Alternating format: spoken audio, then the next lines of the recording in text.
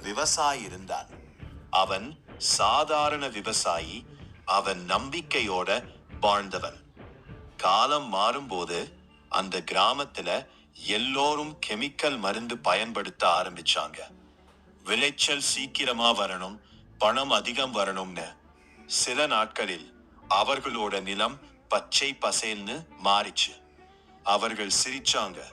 அந்த விவசாயியை பார்த்து உன் வழி வேலை செய்யாதுன்னு சொன்னாங்க. அவன் மட்டும் அவர்களோட வழியில போகல.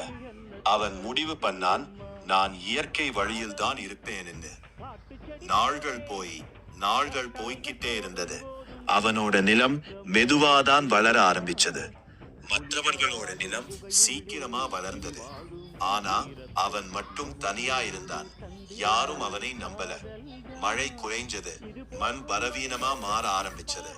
கெமிக்கல் போட்ட நிலம் மெல்ல மெல்ல வாட ஆரம்பிச்சது. அதுக்குள்ள அவனோட நிலம் மட்டும் உயிர் பெற ஆரம்பிச்சது. அவன் அவசரப்படல. அவன் நின்றுக்கல. அவன் நம்பிக்கையை மட்டும் பிடிச்சுக்கிட்டான். மாதங்கள் கழிச்சு அதே கிராமம், அதே நிலம். ஆனா ஒரு பெரிய வித்தியாசம். அவனோட வயல் மட்டும் அமைதியா.